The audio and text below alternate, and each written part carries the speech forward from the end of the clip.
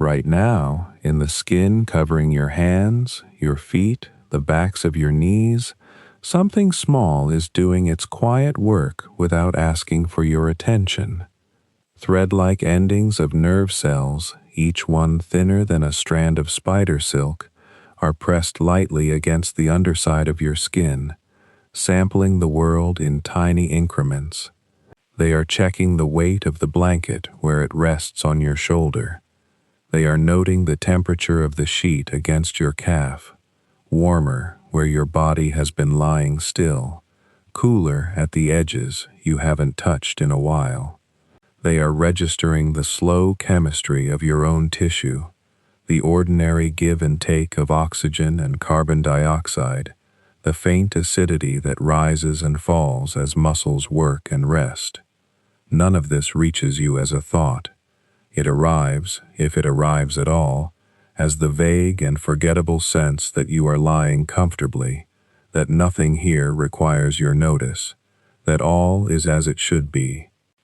This has been happening every second of your life, awake or asleep, since before you could form a memory of it. Your body maintains thousands of these small outposts, scattered through skin and muscle and the linings of your organs, each one a specialist of a sort. Some respond mainly to pressure, the way a scale responds to weight. Some respond to temperature, warming or cooling like a tiny thermometer wired directly into a nerve. Others are tuned to chemical changes, the byproducts of inflammation, or the acid released when a muscle works harder than its blood supply can support. They don't communicate with each other directly. Each one simply watches its own patch of territory, and when something crosses a certain threshold, it sends a signal inward, toward the spinal cord, and from there, sometimes, up toward the brain. Think of a large old house at night, the kind with a caretaker system built into its walls long before anyone had heard of electricity in homes. Little sensors placed at doors and windows and along the pipes, each rigged to a bell in a distant room. Most nights, most bells stay silent. A draft moves a curtain, a pipe ticks as it cools, and nothing rings. The house does not need to alert anyone to the ordinary shifting of wood and air. Only when something crosses a real threshold, a window forced too far, a pipe growing dangerously hot, does a bell sound loud enough to be heard in the caretaker's room. Your body works something like this, with its bells wired into nerves instead of wires strung through walls, and its caretaker sitting somewhere deep in your brain, half listening even now, mostly undisturbed. It's worth sitting with how strange this arrangement actually is, because we tend to take it entirely for granted. The signal itself, the little electrical pulse traveling from your fingertip up through your arm, along your spinal cord, up into your brain, is not made of anything special. It's the same basic kind of electrochemical event that carries the information that lets you feel silk, or hear a clock ticking, or notice the position of your own leg without looking at it. A pulse from a pressure-sensing ending in your fingertip and a pulse from a warmth-sensing ending in your fingertip look, at the level of raw electricity, remarkably similar. What makes one experience the softness of a blanket and another experience real discomfort is not some special ingredient added to the signal at its source. Something else is happening, somewhere further along the path, that turns a plain electrical message into something you actually feel, and feel as different in kind from an ordinary touch. This is where the puzzle begins, and it's a puzzle that occupied thoughtful people for a very long time, before anyone had the tools to look closely at a living nerve. In the 17th century, the French philosopher René Descartes proposed an image that would shape medical thinking for centuries afterward. He imagined a person standing near a fire, a bit of flame licking too close to a foot. In his description, the heat sets something in motion inside the foot, like a small cord being pulled, and that cord runs all the way up through the leg and the back to a valve in the brain, which opens and lets out the appropriate response. Rather the way pulling a rope at one end of a bell pull rings a bell at the other. It was a clean mechanical picture, and in some ways, it wasn't far off. There really are pathways that carry signals from an injured foot up toward the brain, in something close to the sequence Descartes imagined, sensor to nerve to spinal cord to brain. But the picture had a hidden assumption built into it, one that took much longer to notice and even longer to properly question. Descartes' rope pull suggested that the signal and the feeling were essentially the same thing, just separated by distance and time. The way pulling one end of a rope and hearing the bell ring at the other end are really just two moments of a single continuous event. If that were entirely true, then the size of the injury should always predict the size of what a person experiences, and the same injury should feel the same to everyone who receives it, every time. Anyone who has lived in a body for more than a few years already knows this isn't quite how things work. A scraped knuckle, noticed in the calm of an evening, can feel sharp and demanding of attention, while the same scraped knuckle, sustained in the middle of a soccer match or in the adrenaline of an emergency, sometimes goes entirely unnoticed until hours later. Soldiers wounded in battle have on occasion reported feeling remarkably little in the moment, describing something closer to a dull pressure than anything alarming, only to feel the full weight of the injury once they were safely away from danger and the surrounding chaos had settled. Meanwhile, some injuries that look minor on an X-ray, a small strain, a slight inflammation, can produce a persistent, heavy discomfort that seems entirely out of proportion to whatever damage a doctor can actually find and measure. None of this means the injury wasn't real, or that the person's experience was somehow invented or unreliable. It means something more interesting than that. It means the signal traveling up from the tissue, the little electrical bell ringing somewhere in the spinal cord, is not the whole story. It is more like the first sentence of a report that then gets read, interpreted, weighed, and sometimes revised by a brain that is doing a great deal of work behind the scenes, work you have no direct access to and no memory of learning to do. The bell rings in the same distant room every time, roughly, but whether the caretaker drops everything and comes running, or glances up briefly and goes back to what they were doing, or doesn't hear it at all over the noise of some larger emergency already in progress, depends on far more than the loudness of the bell itself. This is the puzzle worth turning over slowly tonight, without any pressure to solve it all at once. There is a signal, arising from real sensors doing real work in real tissue, honestly reporting pressure and heat and chemistry exactly as Descartes' cord model suggested. And there is an experience, something felt, something that can loom large or shrink small, that doesn't always match the signal in any simple, predictable way. The two are related, clearly, deeply, in ways that took modern science a long time to even begin describing properly. But they are not the same event happening in two places. The way a rung bell is simply the far end of a pulled rope. Somewhere between the sensor and the feeling, information gets gathered, compared against memory and mood and circumstance, and quietly transformed into something new. It's a bit like the difference between a smoke detector going off in a house and the actual decision, made a moment later by whoever is standing in the kitchen, about whether this means grab the fire extinguisher or simply open a window and go back to making dinner. The alarm is one thing, the response is another, and resting here, in the dark, with your own small sensors humming quietly along in skin that isn't being asked to report anything alarming at all, is as good a place as any to start wondering how that second, more mysterious step actually happens.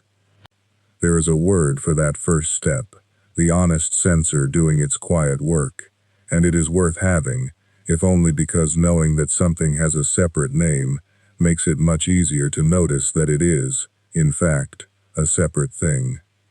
The word is nociception, coined early in the last century by a British physiologist named Charles Sherrington, who spent long hours in dim laboratories studying reflexes in animals, watching a leg withdraw from a pinch before any decision to withdraw it could possibly have been made, and who needed some way to talk about the specialized nerve endings responsible for noticing things capable of causing harm.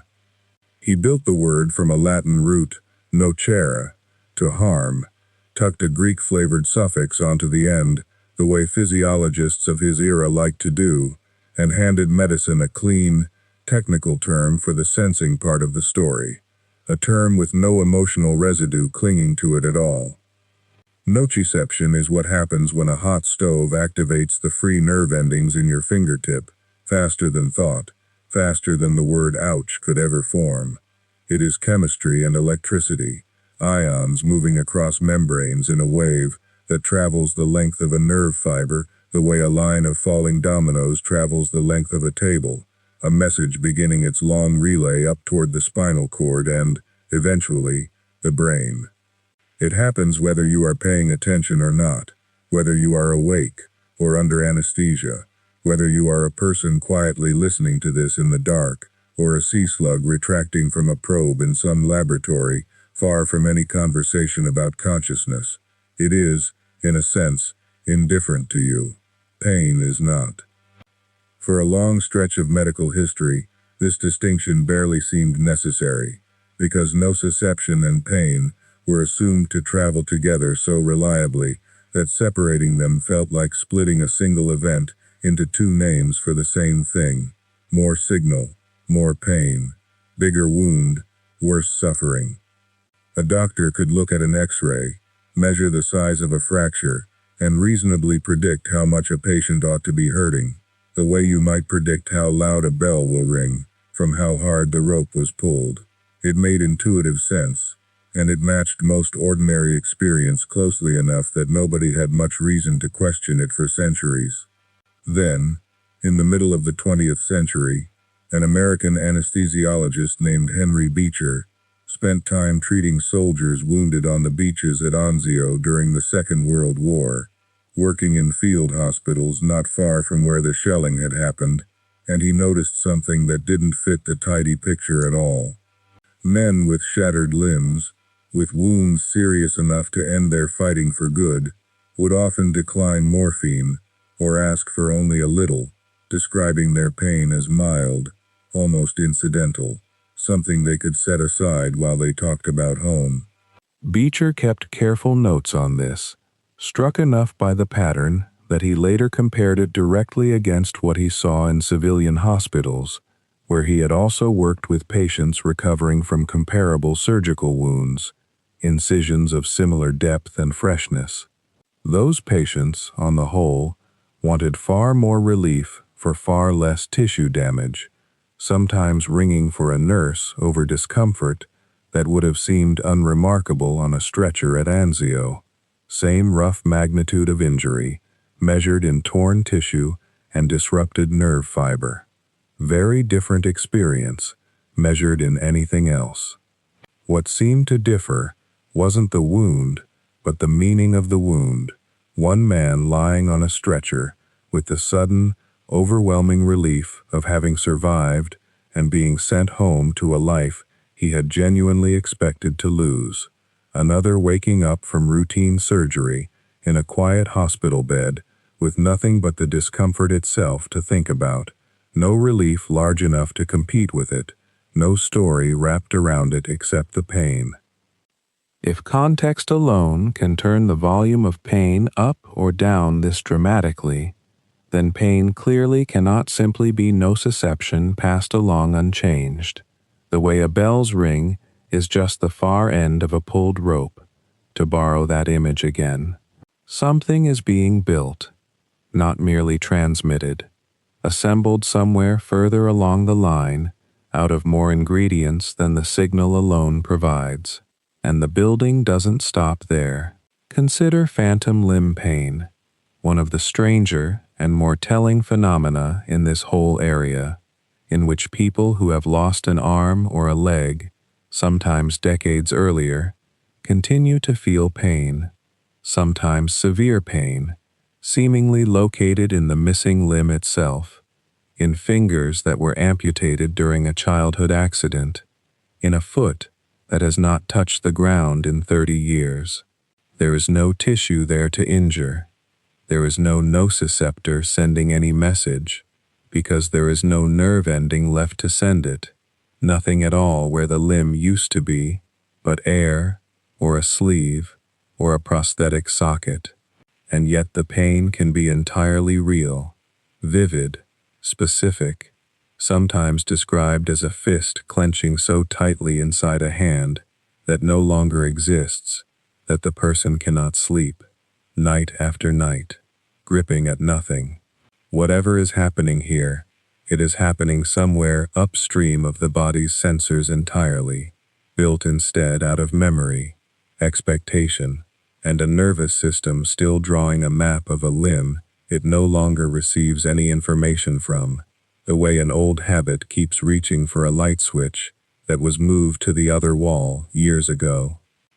There is an opposite condition too, rarer and stranger still, called pain asymbolia, usually following certain kinds of brain injury, often damage to a particular region deep in the folds of the cortex, where sensation and feeling are thought to meet. People with this condition can feel a pinprick and say, correctly, that it hurts, that it is sharp, that they can point to exactly where on their hand it occurred, describing the sensation with perfect clinical accuracy. All the sensory detail is intact and accurately reported. But they show none of the ordinary distress that pain usually carries with it. No wincing, no flinching, sometimes even a faint smile, as though describing the weather in another city, a fact noted with mild interest rather than felt in any personal way. It's as if the part of the brain responsible for identifying where and what has been quietly separated from the part responsible for minding, the two systems still working, still talking, but no longer talking to each other.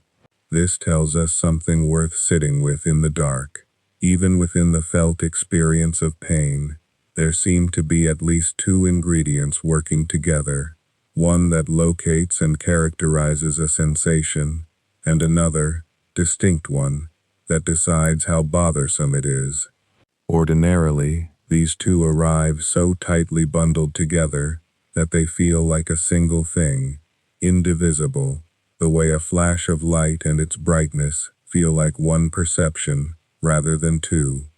Pain asymbolia is what happens when, through injury, they come apart, and the seam between them becomes visible. And bothersome is really the beginning of yet another layer, the one usually called suffering, which is broader still than pain, and doesn't require it at all. Grief is suffering, without any nociceptive signal anywhere in the body, no wound, no nerve-ending firing, only loss. Fear of a diagnosis not yet confirmed is suffering, built entirely out of anticipation, out of a future that hasn't happened yet and might never happen at all. And the reverse holds too. Pain without much suffering is not just theoretical. Long-distance runners often describe real, significant pain in the later miles of a race, pain they could point to and rate honestly on any scale a doctor might offer, a 6 or a 7 out of 10 in the calves, in the lungs, while also describing the whole experience as meaningful, even satisfying, folded into a larger story they are glad to be part of, a story about finishing, about proving something to themselves. Women describing labor sometimes report something similar, intense sensation held inside a frame of purpose that changes its character, without changing its intensity, the pain no smaller on the instrument, but somehow no longer simply an enemy. None of this means the pain wasn't real. It means suffering is its own separate variable, one more layer added on top of a system that already had several layers before suffering ever entered the picture at all. All of this eventually pushed the medical world toward a definition of pain that would have sounded strange to earlier centuries of physicians, one built not around measuring damage, but around trusting experience.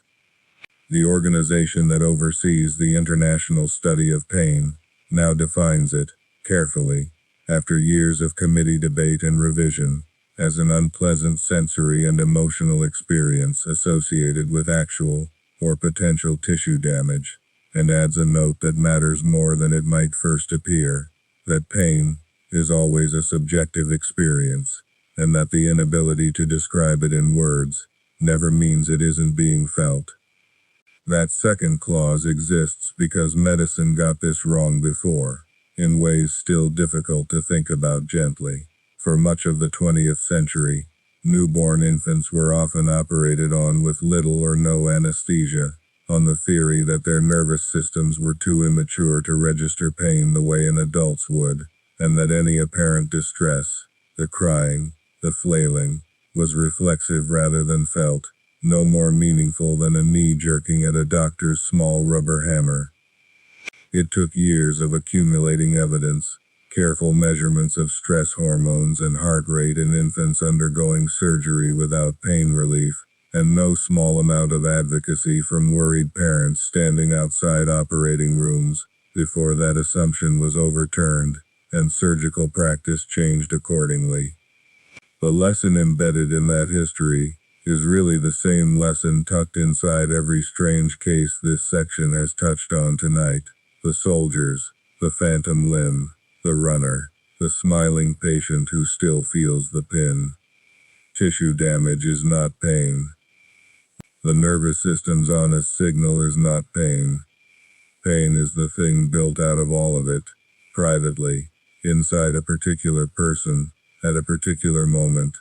And nobody standing outside that person has any direct instrument for reading it off.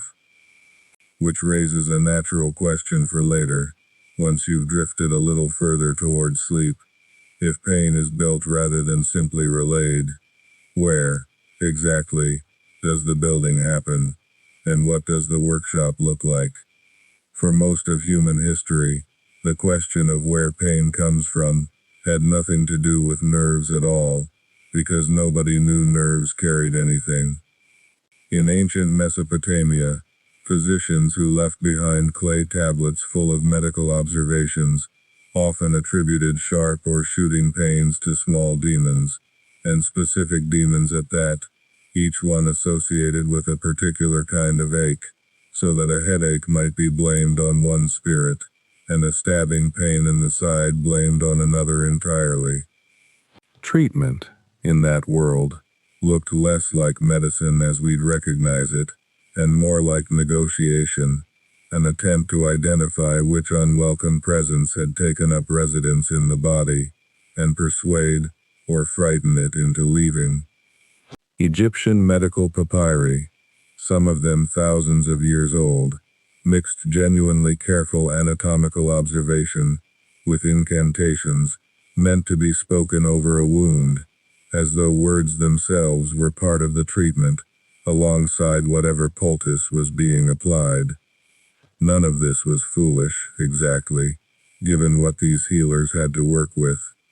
If you have no concept of electrical signaling, no microscope, no way to see anything smaller than what your own eyes can resolve, an invisible cause that comes and goes and defies location, makes a certain intuitive sense. The ancient Greeks moved the explanation somewhere else, but not, at first, anywhere closer to what we'd now consider correct. Aristotle, writing in the 4th century before the Common Era, believed that the heart, not the brain, was the seat of sensation and thought, and he treated pain, not as a distinct sense like sight or hearing, but as a kind of passion of the soul, an emotional quality that arose when the balance of the body was disturbed too far in one direction. This mattered more than it might sound, because it meant pain wasn't yet understood as information traveling along a pathway. It was understood as a state, closer to fear or grief than to touch or temperature, something the whole person underwent, rather than something a particular nerve reported. Around the same era, and for centuries afterward, humoral theory dominated medical thinking across the Greek, and later Roman and Islamic worlds. The idea that health depended on a balance among four bodily fluids: blood, phlegm, black bile, and yellow bile, and that pain arose when one of these fell out of proportion with the others. A physician working from this framework wouldn't ask which nerve was damaged. He'd ask which humor had become excessive, and treat accordingly, sometimes with diet, sometimes with rest, sometimes, unfortunately, with bloodletting meant to drain away whatever fluid was thought to be in surplus. It's worth pausing on how long this framework lasted. Humoral theory, in various forms, shaped medical practice for well over 1,000 years, taught in universities, written into textbooks, trusted by physicians who were otherwise careful and observant people. There's a kind of comfort in that fact, oddly enough, or at least a useful humility. Frameworks can feel complete, can organize a huge amount of clinical experience into something coherent and teachable, and still turn out to be missing the actual mechanism entirely. Something similar, as it happens, would turn out to be true of a few pain theories much closer to our own era, which is worth keeping in mind as we get there. The real turn toward a mechanical picture of pain came in the 17th century, largely through the French philosopher and mathematician René Descartes, who proposed an image so vivid, it shaped medical thinking for the next 200 years. Descartes imagined the body as something like a house, with a system of bell pulls running through it, ropes that, when tugged at one end, rang a bell at the other. In his famous illustration, a boy stands near a fire, and a thread runs from his foot, up through his leg, along his spine, into a small cavity in the brain, where a bell rings, so to speak, alerting the mind to what has happened, at which point the mind can decide to pull the foot away. It was a beautifully mechanical idea for its time, pain reduced to a fixed rope, from a specific point on the skin, to a specific point in the brain. No ambiguity, no negotiation, no missing limb complicating matters. Descartes had no way of knowing about phantom limb pain, in the form we discussed earlier tonight, or about soldiers who felt nothing despite devastating wounds, because the clinical patterns that would eventually complicate his picture hadn't yet been documented in a way that reached him. His bell pull model was wrong in ways he couldn't have anticipated, but it did something genuinely important. It moved pain out of the realm of demons and humors, and into the realm of physical structure, something that could, in principle, be traced, studied, and eventually corrected. By the late 19th century, physiologists had refined Descartes' rope into something more anatomically specific, an idea now known as specificity theory, most closely associated with the German physiologist Max von Frey. Von Frey proposed that the skin contained separate types of receptors, each dedicated to a single sensation, one kind for touch, another for warmth, another for cold, and another specifically for pain, with each type feeding its own private line up to its own destination in the brain. It was tidy, testable, and it matched a real anatomical fact, that the skin does contain a variety of distinct nerve endings suited to different kinds of stimulation. For a while, specificity theory seemed like it might be the final answer, the moment pain research caught up with the clean logic of a wiring diagram.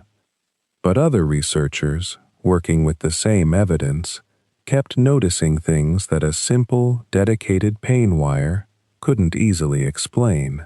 A German physiologist named Alfred Goldscheider proposed an alternative around the same period, known as pattern theory, arguing that pain wasn't the product of one special receptor type at all, but arose instead from the pattern and intensity of signals arriving together. Ordinary touch and pressure receptors, stimulated strongly enough or in an unusual enough combination, could themselves generate what the brain interpreted as pain.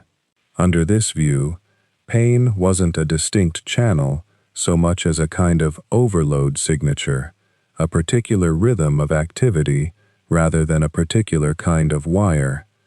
For decades, specificity theory and pattern theory competed without either one fully accounting for the clinical oddities physicians kept encountering: injuries that produced no pain, minor irritations that produced agonizing pain, phantom pain, in limbs that had no nerve endings left to fire at all.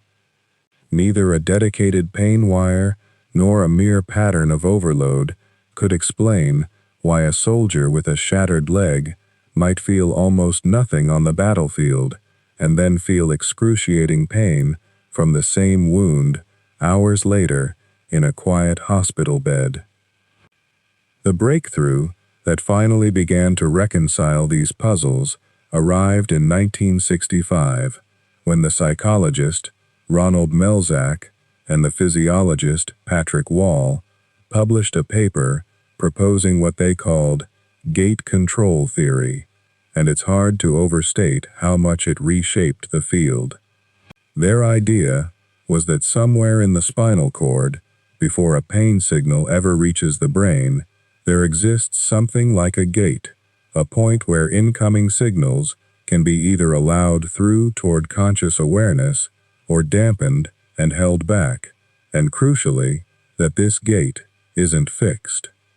It can be influenced by other kinds of nerve activity arriving at the same time, and, more radically for the era, it can be influenced by signals coming down from the brain itself, meaning attention, emotion, and expectation could all have a genuine hand in how much pain a person ends up feeling, not as some vague psychological add-on, but as part of the actual physiological mechanism. This was the first serious scientific framework to explain why context, mood, and focus could change pain so dramatically, why a soldier's circumstances or a runner's focus could matter as much as the wound itself. It's worth being honest, tonight, that gate control theory, as Melzack and Wall first described it in 1965, has since been revised considerably as more detailed neuroscience emerged. The specific spinal circuitry turned out to be more intricate than their original diagram suggested, but the core insight held up remarkably well enough that it opened the door to the modern understanding of pain as something actively constructed rather than simply delivered, a signal shaped and reshaped at every stage of its journey, which brings us, gently, toward the question of what that journey actually looks like now, station by station, starting at the very place where a signal first begins. That signal begins, almost always, at the skin, though it can also begin deep inside a muscle, a joint, or an organ wall, wherever the body maintains a border between itself and the world, or between one tissue and another. Scattered across these borders are millions of nerve endings that the English physiologist Charles Sherrington named nociceptors back in the early years of the 20th century, drawing on the Latin nocere, to harm. Sherrington was careful with his terminology in a way that still matters. He didn't call them pain receptors because that would have implied They detect pain itself, as though pain were a substance floating around out there, waiting to be sensed, like light or sound. What they actually detect is something narrower and more useful, the conditions under which damage is happening or about to happen. Heat above a certain point. Pressure beyond a certain force. Chemical shifts that only occur when cells are injured or under siege. The nociceptor's job is to notice these conditions and translate them into an electrical signal, and what happens to that signal afterward, whether it becomes something you'd call pain at all, is a separate and much later question, decided elsewhere in the nervous system. Tonight, we're only at the beginning of that story, at the border itself, watching how the outside world first gets converted into something the body can talk about internally. Picture the tip of a nociceptor as something like a tiny, densely wired sensor, a bare nerve ending without the specialized capsules that some other touch receptors have, just naked and exposed at the surface, sitting there in the skin like a sentry with no shelter. Embedded in the membrane of this ending are specialized proteins called ion channels, and these are really the heart of the whole detection system. An ion channel is a pore, a gateway through the cell membrane that can open or close depending on conditions, and when it opens, charged particles, ions, rush through it, and that rush of charged particles is what creates the beginning of an electrical signal. Different ion channels respond to different triggers, and this is part of why pain can come in so many different flavors, why a burn feels categorically different from a cut, which feels different again from a stomach cramp. Take heat first, since it's one of the more elegantly understood examples. There's a particular ion channel discovered in the 1990s by the pharmacologist David Julius and his colleagues that opens in response to temperatures above roughly 43 degrees Celsius, which is about the point where skin actually starts to sustain thermal damage if the exposure continues. Julius's team found this channel through an unusual route. They went looking for whatever it was in capsaicin, the compound that makes chili peppers taste hot, that could trick the nervous system into registering heat where there was none. It turned out capsaicin was activating the very same channel that responds to genuinely dangerous temperatures, which is why a mouthful of hot pepper produces a sensation the brain interprets as burning, even though nothing is actually burning at all. The channel doesn't know the difference between a chemical imposter and real thermal danger, because its job was never to distinguish sources, only to report when its threshold has been crossed. This discovery earned Julius a share of the Nobel Prize in 2021, alongside Ardem Patapoutian, whose own work uncovered a different family of channels, ones that respond not to heat, but to mechanical force, to stretching or pressing or squeezing, the kind of channels that let you feel a firm handshake as pressure and a slammed door on your finger as something else entirely.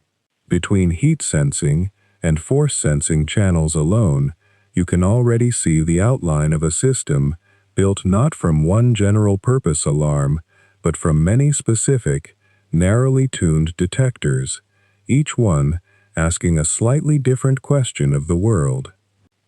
Chemical damage gets its own detection route as well, and this one is worth sitting with for a moment because it explains something almost everyone has felt without quite understanding it: why an open wound stings so much more when something acidic touches it, lemon juice on a paper cut, salt water on a scrape.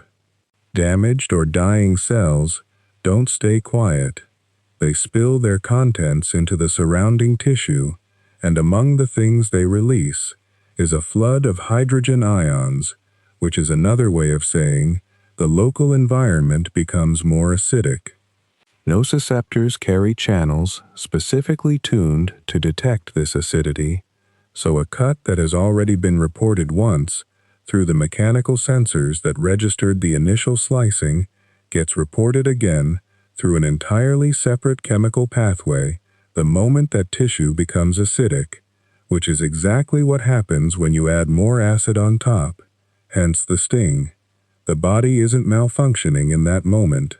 It's doing exactly what it evolved to do, registering the same injury through more than one channel and, if anything, becoming more insistent about it, because a wound that's now chemically hostile is a wound the animal needs to protect more urgently than before.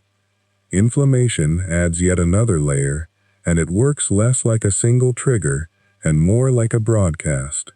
When tissue is injured, nearby cells, particularly immune cells that rush to the site, release a whole cocktail of molecules, things like prostaglandins and bradykinin, whose job is partly to summon more repair resources to the area and partly to change the sensitivity of the nociceptors sitting nearby. This is worth pausing on, because it introduces something that will come up again and again over these next sections. These inflammatory molecules don't necessarily cause pain signals on their own. They lower the threshold at which other stimuli will. A nociceptor, bathed in this inflammatory soup, might start firing in response to warmth that would normally feel pleasant, or to a touch that would normally feel unremarkable. This is why a sunburned shoulder can feel uncomfortable under a shirt that felt perfectly fine the day before, and why a sprained ankle throbs even when nothing is actively pressing on it. The tissue has, in a real biochemical sense, turned up its own volume knob, and it did so on purpose, because an area that's currently being repaired benefits from extra caution, from being protected a little more zealously than usual until healing is underway. All of this, whatever the trigger, heat, or force, or acid, or the inflammatory chemistry of injury, ultimately funnels down to the same basic electrical event inside the nerve fiber. Once enough ion channels have opened and enough charged particles have crossed the membrane, the fiber reaches a tipping point called threshold, and past that point, it fires what's known as an action potential, a brief, self-propagating pulse of voltage that travels down the length of the nerve like a signal racing along a wire, though the analogy of a wire only goes so far, since a nerve fiber's signal actually regenerates itself, section by section, as it travels, rather than simply flowing the way electricity moves through copper. Below threshold, nothing happens at all, no matter how many channels are partially activated. Above it, the fiber fires completely, an all-or-nothing event, which is a curious design choice worth noting. Nociceptors don't send a gentle whisper for a small stimulus and a shout for a large one, at least not through the strength of any single pulse. Instead, stronger stimuli tend to make the fiber fire more rapidly, sending a faster train of identical pulses rather than one louder pulse. So intensity gets encoded in rhythm and frequency rather than in the size of each individual signal, a bit like how a smoke detector doesn't beep louder for a bigger fire, it just beeps more insistently. One more feature of these fibers deserves mention before we move on, because it explains something that puzzles a lot of people the first time they notice it. Many nociceptors adapt remarkably little compared to other sensory receptors in the body. Touch receptors, for instance, tend to fade quickly, which is why you stop noticing the feeling of your own clothes against your skin within moments of putting them on. But nociceptors, especially in the presence of ongoing tissue damage, are built to keep signaling, sometimes for as long as the underlying injury persists, precisely because their purpose isn't to inform you once and then get out of the way. Their purpose is protective, and protection, evolutionarily speaking, only works if the warning continues for as long as the danger does. An alarm that shuts itself off after a few seconds, regardless of whether the fire is still burning, would be a poor alarm indeed. It's this same protective logic, this insistence on continuing to report a threat until the threat is actually resolved, that starts to explain why some pain, instead of fading appropriately, can end up outlasting the injury that caused it in the first place. So let's follow one of these signals on its actual journey, because the path it takes turns out to be almost as strange as the code it's written in. A nociceptor fiber doesn't run directly from your fingertip to your brain the way a single wire might run from a light switch to a bulb.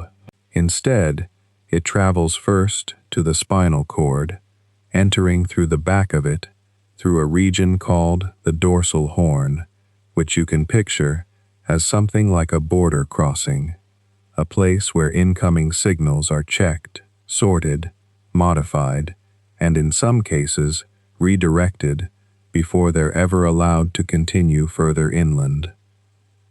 This is worth sitting with for a moment, because it means that what you eventually feel as pain has already been edited once before it even reaches your brain. The dorsal horn isn't a passive relay station, a simple hallway the signal walks through, unchanged. It's more like a small editorial office staffed by other neurons whose entire job is to listen in on the incoming message and decide how loudly or how quietly it gets passed along. But before we get to that editing process, there's a detour worth taking, because at this exact same junction in the spinal cord, something else can happen that has nothing to do with the brain at all. This is the reflex arc, and it's one of the oldest tricks in the nervous system's book, old in an evolutionary sense, present in creatures with far simpler nervous systems than ours, because it solves a problem that predates conscious thought itself. Imagine your hand resting on a stove, and the burner turns out to be hotter than you expected. The nociceptor signal travels up the arm into the spinal cord, and at the dorsal horn, instead of only continuing upward toward the brain, it can also make a much shorter trip. It can connect, right there in the spinal cord, to a motor neuron that controls the muscles in your arm, and that motor neuron can fire, contracting the muscle and pulling your hand away, all without the signal ever having traveled up to the brain, been processed, and sent a command back down. The entire loop happens within the spinal cord itself.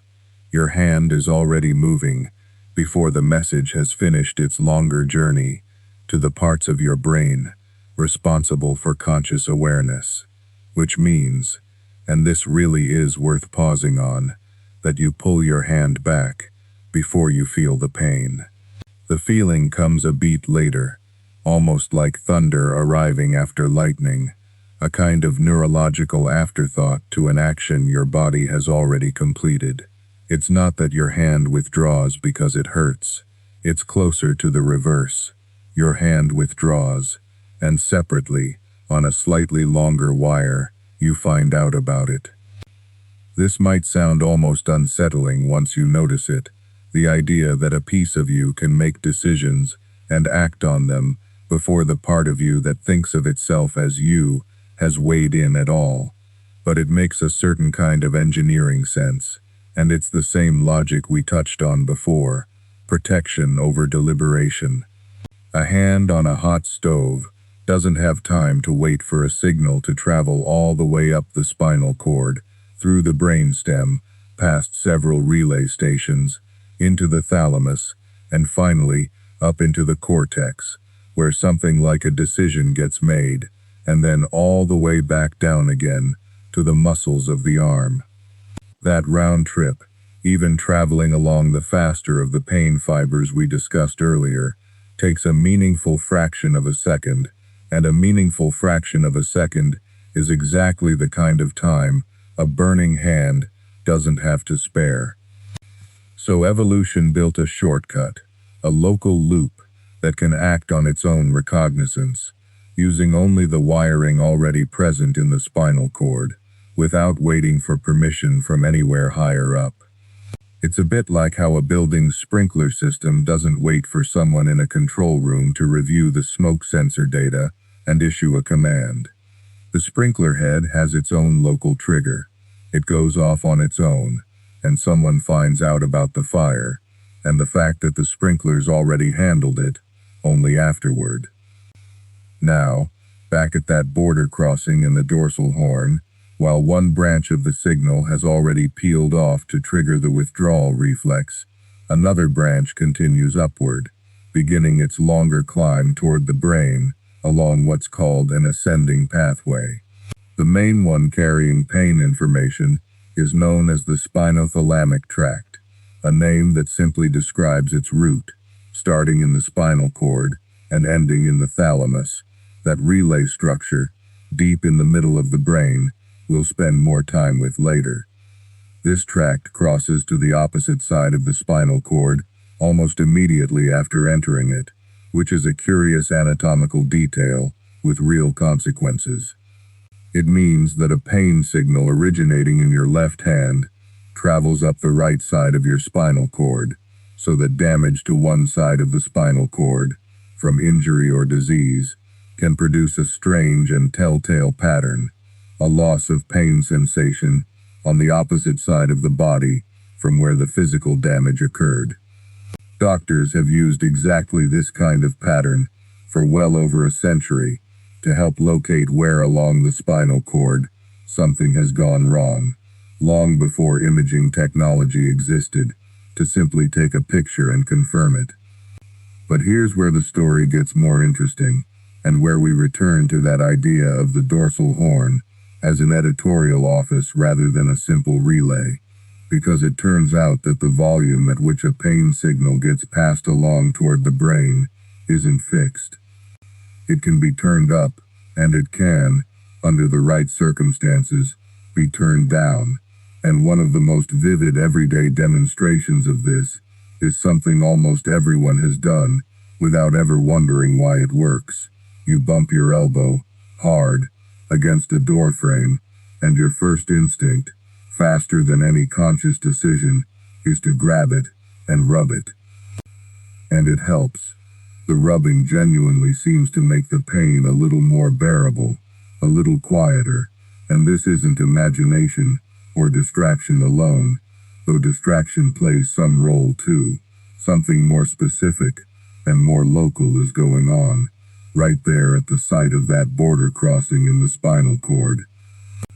The general idea, first proposed in the 1960s by a psychologist named Ronald Melzack and a physiologist named Patrick Wall, and refined considerably in the decades since, is that touch signals and pain signals, traveling along different types of fibers at different speeds, arrive at the same neurons in the dorsal horn and can interfere with one another there. The touch and pressure fibers, the ones you're activating by rubbing your elbow, tend to be faster and thicker than the slower pain fibers we've been discussing. And when those faster touch signals arrive at the dorsal horn, they can activate other small neurons that act like a kind of gatekeeper, neurons whose job, in this account, is to partially close a gate on the pain signal, dampening how much of it gets passed along up the spinothalamic tract toward the brain.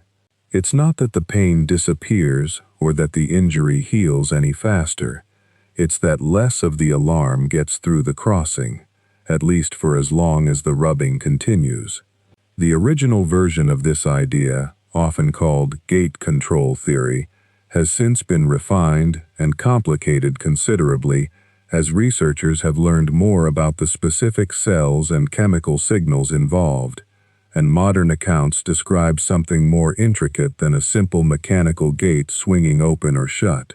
But the core insight, that pain signals are not just carried, but actively modulated at this very early stage, edited before they ever leave the spinal cord, has held up remarkably well and reshaped how people think about pain relief altogether. It's part of why things like heating pads, cold packs, and even the simple act of pressing a hand against an aching muscle can genuinely change what a person feels, not through any placebo trick of the mind, but through real competition for a limited amount of bandwidth at a real anatomical junction, low down in the spine, long before the signal ever reaches anywhere we'd call conscious thought. Once that edited signal does make it past the dorsal horn, it doesn't travel to some single destination waiting to receive it. It climbs upward through the spinal cord and into a small, egg-shaped structure deep in the middle of the brain called the thalamus, a name that comes from the Greek word for inner chamber, and the label fits, because the thalamus really does function something like a chamber that most sensory information passes through on its way to somewhere else. But the thalamus isn't a pain center either. It's closer to a switching station, the kind you might have found in an old telephone exchange, where a single incoming line gets connected to several outgoing ones at once. From the thalamus, pain information fans out to a whole cluster of regions scattered across the brain, and this is really the point worth sitting with for a while. There is no headquarters, no single office where pain gets processed and a verdict gets issued. There's a small parliament of regions, each doing a different job, each contributing something, and what you consciously feel as pain is the combined, negotiated output of all of them working, more or less, at the same time. One of those regions is the primary somatosensory cortex, a strip of tissue running roughly from ear to ear across the top of the brain, organized as a rough map of the body's surface, distorted in proportion to how sensitive different areas are, rather than how large they are, so that the lips and fingertips take up far more territory on this map than the back or the calf ever will. This is the region mostly responsible for the where of pain, the part of the process that lets you say, without even looking, that the sting is on the back of your left hand and not your right. Nearby, tucked deep in a fold of the brain, sits a region called the insula, from the Latin word for island, which fits its physical position, buried and somewhat isolated between other lobes. The insula is heavily involved in tracking the internal state of the body generally, things like heart rate, temperature, hunger, and it turns out to also be closely tied to how intense a pain feels, its magnitude, quite apart from its exact location. Then there's the anterior cingulate cortex, a curved strip of tissue wrapped around the deep midline structures of the brain, which seems to be doing something different still, something closer to registering how unpleasant an experience is, how much it bothers you, rather than how strong or where it's located. That distinction between how strong a pain is and how much it bothers someone sounds almost too fine to matter, but there is a striking piece of medical history that shows the two really can come apart. In the middle of the 20th century, before better pain treatments existed, some patients with severe, unrelenting pain, often from cancer that had spread to bone, underwent a neurosurgical procedure that damaged a portion of that same cingulate region, sometimes as an extension of the same family of psychosurgical operations that included prefrontal lobotomy, performed by surgeons like Walter Freeman in the United States. And patients who had this procedure done specifically for pain often reported something genuinely strange afterward. They would say, the pain was still there. They could still describe it, still locate it, still rate its intensity if asked. But it no longer troubled them the way it had. It had stopped mattering, stopped intruding, stopped feeling like an emergency, even though the sensory information itself didn't seem to have changed.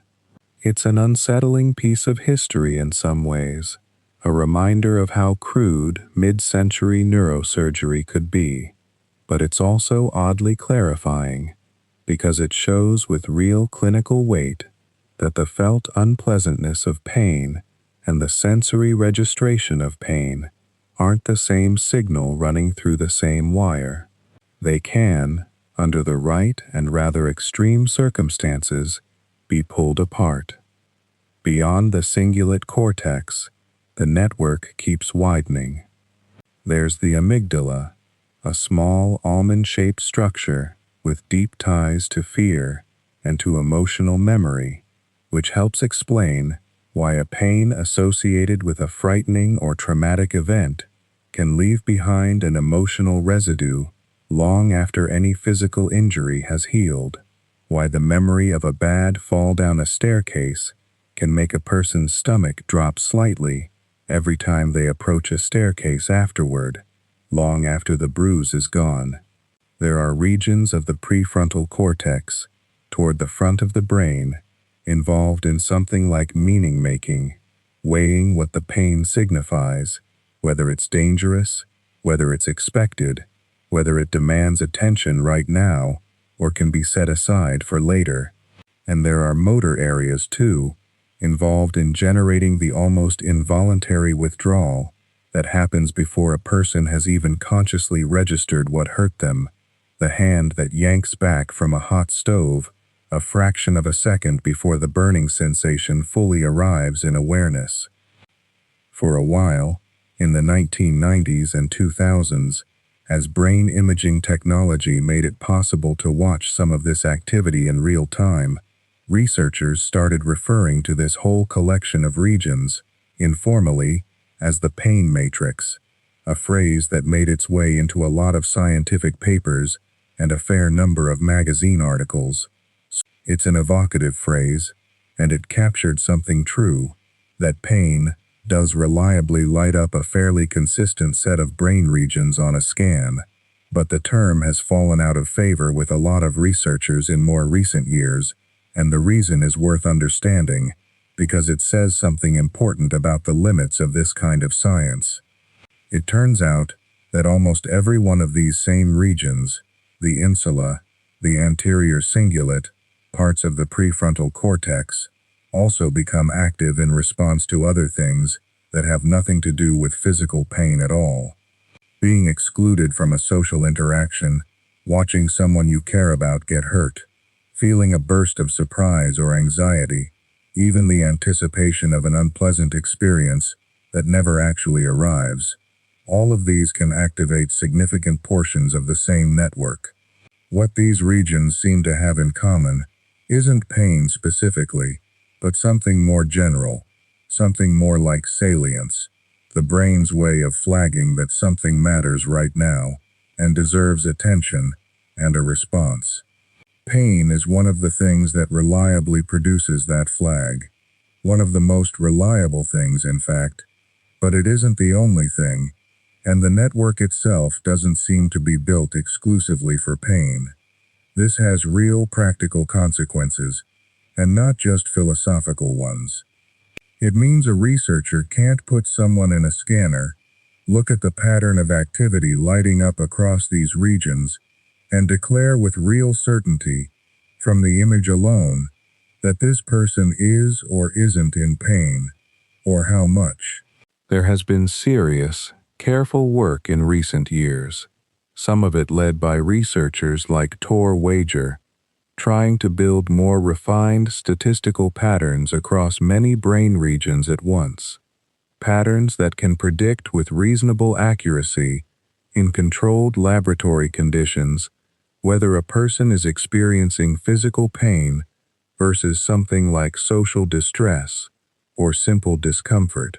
It's promising, genuinely interesting research, but it remains an active area of investigation rather than a settled tool, and even its strongest advocates are careful to say it can't yet be used as a reliable, individual readout of a stranger's private experience, the kind of clean, brain-based lie detector for pain that would be so useful in medicine and in courtrooms alike, if only it existed. What all of this adds up to, gently, is a picture of pain as something distributed rather than localized, produced by a whole conversation happening across many rooms of the brain at once, a conversation whose final shape depends not just on the signal arriving from the body, but on what the rest of the brain already happens to be paying attention to. And that idea, that pain, depends on what the rest of the brain is already attending to, turns out to explain something almost everyone has noticed at some point without quite being able to name it. Attention itself changes how much something hurts. Not in a small, negligible way, but measurably, substantially, in ways researchers have been able to demonstrate again and again under careful laboratory conditions. If you give someone a mildly painful heat stimulus on their arm and ask them to focus hard on a difficult mental task, at the same time, something like counting backward from a large number by sevens, they will often report less pain than someone receiving the identical stimulus who has nothing else to do but notice it. The heat hasn't changed. The nerve endings are firing the same signals up the same pathways. What has changed is where the spotlight of attention happens to be pointed, and that spotlight, it turns out, has real influence over how loudly the alarm gets amplified once it reaches the brain. This is worth sitting with for a moment, because it's easy to hear attention changes pain, and quietly translate it into something dismissive, something like, so it's just distraction, so the pain wasn't as bad as they said. That would be the wrong conclusion.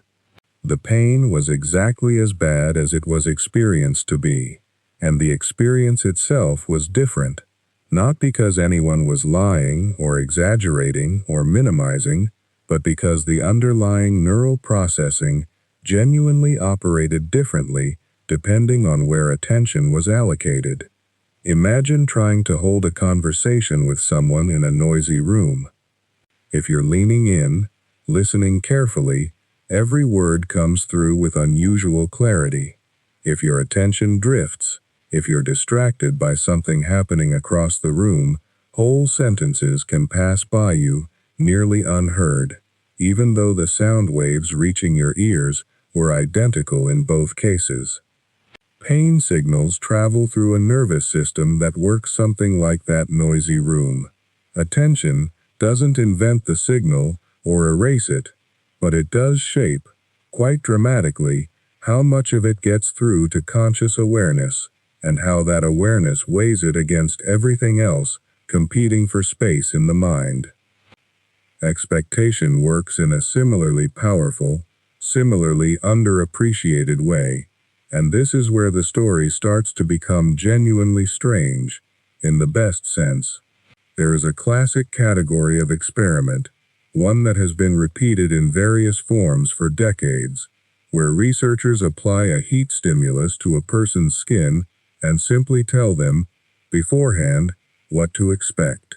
Tell someone the heat is about to increase, even when it doesn't actually increase at all, and they will often report more pain than they did a moment before. Tell someone the heat is about to decrease, even when the temperature stays perfectly constant, and their reported pain will often drop accordingly. The stimulus on the skin never changes. Only the belief about what's coming changes, and that belief, all on its own, reaches down into the nervous system and adjusts the volume. One of the more elegant demonstrations of this involved a topical cream, a completely inert cream with no active pharmacological ingredient whatsoever, applied to a strip of skin and described to participants as a powerful analgesic, a pain reliever, before an experimental burn or pressure test. People given this cream and told it would reduce their pain would then report, and this is the part that still catches people off guard when they hear it for the first time, measurably less pain than people who received the exact same cream but were told it was simply a moisturizer with no pain-relieving properties at all. This is the placebo effect, a term that gets thrown around casually, often dismissively, as though it means the person's pain wasn't real, as though it's just placebo is a polite way of saying nothing was actually happening.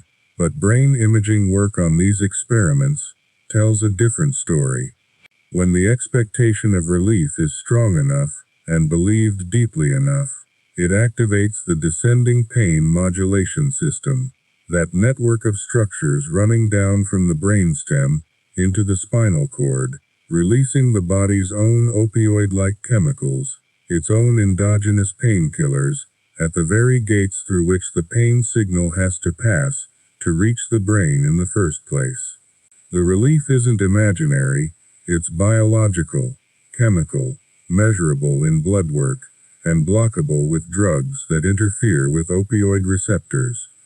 Give someone naloxone, the same medication used to reverse an opioid overdose, before a placebo pain treatment, and the placebo effect often disappears or shrinks substantially, which is about as strong a piece of evidence as exists that the relief was running through the body's real opioid system the entire time, triggered not by a chemical in the cream but by a belief in the mind.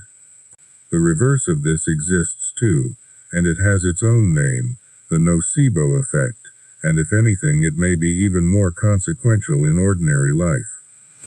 Tell someone a treatment is likely to cause pain, warn them too vividly, too anxiously, about a procedure that's about to happen, and their nervous system can respond by amplifying the very sensation they were warned about, sometimes producing pain from a stimulus that would otherwise have registered as barely noticeable.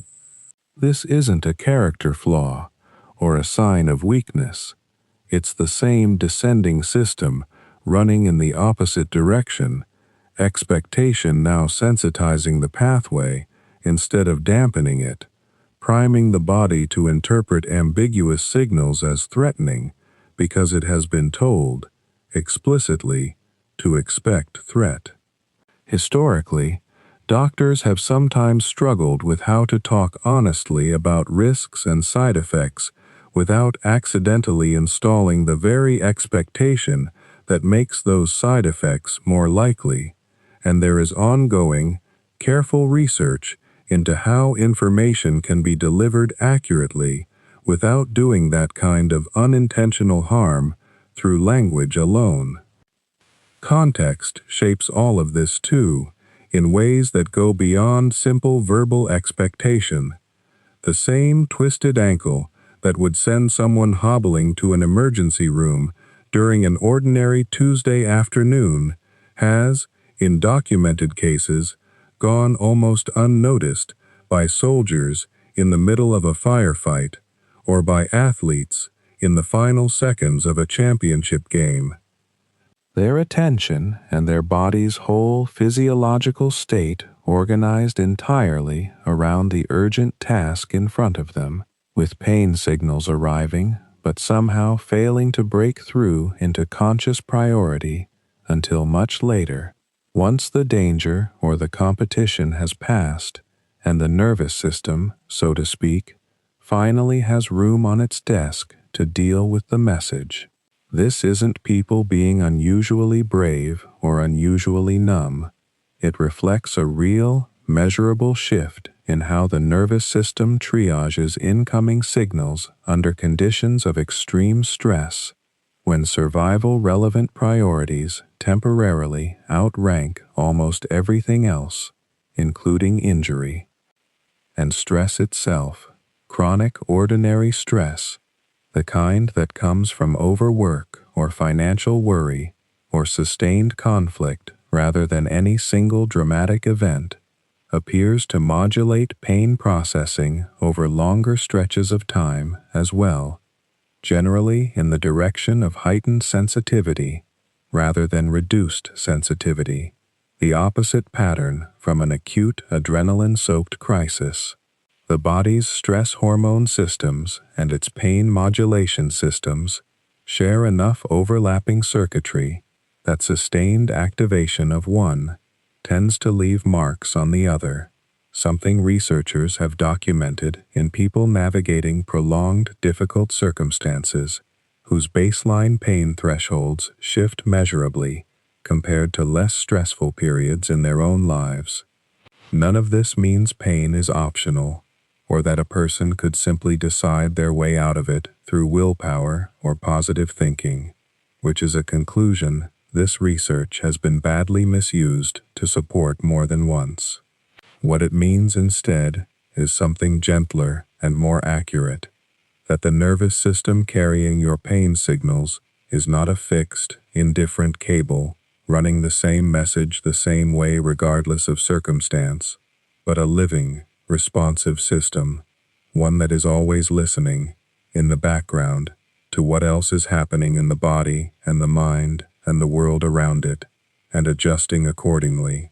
And once you accept that pain can be turned up or down by attention and belief and context, a natural next question follows about what happens when that same adjustable system stops turning itself back down, when it gets, in a sense, stuck in the amplified position. That stuck amplified position has a name in the research literature and a fairly precise history.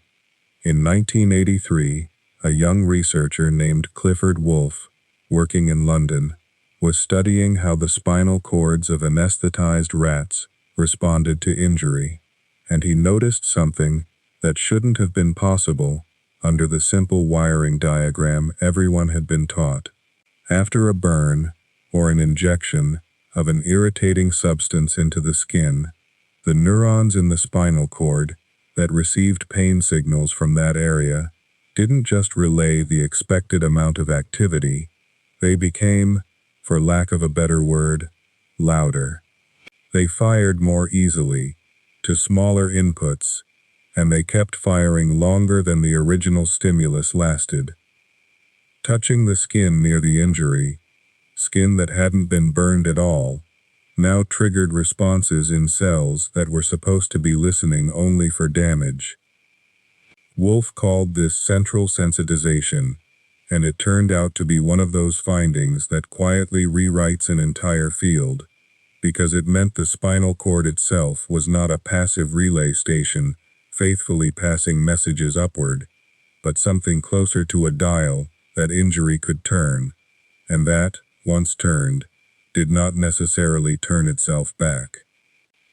To understand what sensitization actually feels like from the inside, it helps to separate two things that get lumped together under the single word pain, even though they involve different parts of the system and different timelines.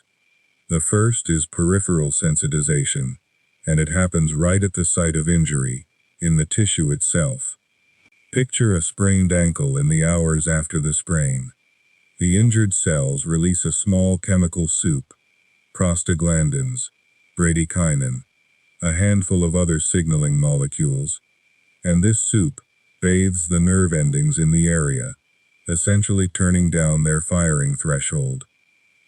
Nerve endings that used to require a firm poke to respond now fire in response to a light graze, or the pressure of a sock, or nothing more dramatic than the ankle brushing against a blanket. This is why a bruise is tender days after the impact that caused it, and why sunburned skin protests at the gentle warmth of a shower that would normally feel unremarkable. The tissue itself has become, briefly, an alarm system with the sensitivity dial cranked up, and this is generally useful, because it encourages you to protect the area while it heals, the same logic as the swelling and heat that mark any inflammatory response. Central sensitization, the phenomenon Wolf described, is a different, and in some ways more consequential shift, because it happens not in the injured tissue, but in the spinal cord and brain, in the very cells responsible for interpreting the signals arriving from the periphery. When pain signals bombard the spinal cord persistently enough, the receiving neurons undergo genuine physical changes. They grow more receptors on their surface, become more excitable, and in some cases, even change which neighboring nerve fibers they listen to, so that touch fibers, which normally carry information about texture and pressure, and have nothing to do with pain, start to have their signals rerouted into pain pathways. This is part of the mechanism behind allodynia, the medical term for pain, triggered by something that shouldn't hurt at all. A light touch, the drag of a shirt sleeve, a breeze. It is also part of why an area of injury can seem to expand outward over time, so that pain radiates well beyond the original site of damage, into tissue that was never harmed, because the amplification has occurred not in that tissue, but in the processing centers that interpret signals from it. What makes this transition so consequential, and so easy to misunderstand, is that once these changes are established, they can persist well after the original tissue has fully healed. This is perhaps the single most important and most counterintuitive fact about chronic pain, and it deserves to be said plainly, slowly, the way you might explain something to a friend who has just been told their scans look normal and does not understand why they still hurt. The relationship between ongoing pain and ongoing tissue damage is far looser than most people assume, and in some cases of long-standing pain, there may be little or no detectable tissue damage at all, even though the pain itself is completely real, not imagined, not exaggerated, not a failure of character. The nervous system, having learned a pattern of amplified response, can continue running that pattern the way a smoke alarm, with a fault in its wiring, can continue shrieking long after the smoke has cleared and the kitchen has been aired out. The alarm is not lying about being an alarm. It has simply become disconnected from the thing it was originally built to detect. There's a further layer to this, one that researchers sometimes describe using the language of learning, because in a real sense that's what's happening. Pain pathways, like most neural circuits, follow something close to the old rule attributed to the Canadian psychologist Donald Hebb, that neurons which fire together wire together. A pathway that has been activated repeatedly, day after day, week after week, becomes more efficient at being activated again, the neural equivalent of a path worn into grass by repeated footsteps, easier to walk each time simply because it has been walked before. This doesn't mean chronic pain is psychological in the dismissive sense that word sometimes carries, the implication that it's somehow made up or willed into existence. It means the nervous system is doing exactly what nervous systems do everywhere else in the body, strengthening pathways through use. The same basic mechanism that lets you learn a language or a piece of music, except here, the thing being learned is a pattern of protective vigilance around a particular body part or movement, learned not through conscious effort, but through the sheer repetition of pain signals passing along the same route.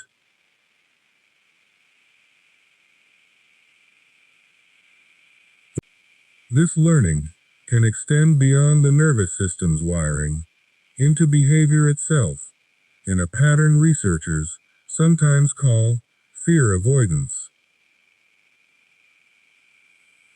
A person with a bad back, understandably wary of the movement that first triggered severe pain, starts protecting that motion, guarding it, avoiding bending or lifting or twisting in ways that once felt ordinary. This protection makes sense in the short term, in the same way that limping to protect a sprained ankle makes sense. But muscles that are consistently guarded, rather than used, tend to weaken and stiffen. Joints that are protected, rather than moved through their range, tend to become less mobile, and this altered movement pattern can itself generate new sources of discomfort. A knock-on tightness in the lower back from months of protecting the knee, a stiff shoulder from favoring an arm that was never seriously injured. The original warning signal, useful in its first days, can end up authoring a second, self-sustaining problem, built not from injury, but from the very caution the injury inspired. Clinicians who work with long-standing pain see this pattern often enough that they've given it a somewhat unfortunate but accurate description. The idea that the cure for the guarding can, paradoxically, involve movement, gentle and graded, aimed not at ignoring pain, but at gently persuading a nervous system that has learned to expect danger from a motion that the motion itself is, in fact, safe. None of this is offered as an argument that chronic pain isn't real, or that people experiencing it should simply push through and move more and expect it to resolve, because the picture is considerably more layered than that, and pushing too hard, too fast, against a genuinely sensitized system can make things worse, rather than better. It's offered instead as a way of understanding why the story doesn't end where injury ends, why a nervous system can carry forward a pattern established during acute injury long after the tissue itself has settled, and why the question of what to do about that carried forward pattern turns out to be almost as complicated and almost as interesting as the injury that started it. There's a further layer to this story of pain and its sometimes unreliable messaging, and it concerns not just when pain arises, but where the nervous system decides to place it. We tend to assume that the location of a pain is the most trustworthy thing about it, that whatever else might be uncertain about a sensation, at least we can be confident about which part of the body is producing it. A stubbed toe hurts in the toe. A sunburned shoulder hurts in the shoulder. This seems almost too obvious to mention. And yet, there is a whole category of pain that reveals this assumption to be, at best, an approximation, and at worst, something closer to a convenient fiction the brain tells itself most of the time, because most of the time it happens to be useful. Consider the case of a person who has lost an arm, whether through accident, illness, or surgery, and who nonetheless continues to feel that arm. Not merely the memory of an arm, not a vague sense of absence, but a felt presence, complete with a hand, complete with fingers, sometimes even complete with the ring that used to sit on one of those fingers, sensed as a faint band of pressure around a finger that is no longer there to wear it. This experience, known as a phantom limb, was first described with real clinical care in the years following the American Civil War by a physician named Silas Weir Mitchell, who treated soldiers with amputations at a military hospital in Philadelphia, and noticed, again and again, that his patients spoke of their missing limbs as though they were still attached, still capable of itching, cramping, and in a distressing number of cases, still capable of hurting, sometimes severely. Mitchell coined the term phantom limb to describe this, and the name has stuck for well over a century and a half, because nothing more precise has come along to replace it. What makes phantom limb pain so revealing is that it cannot, by definition, be coming from the limb itself. There is no tissue there to send a distress signal. There is no nerve ending in the missing hand to register damage, because there is no hand.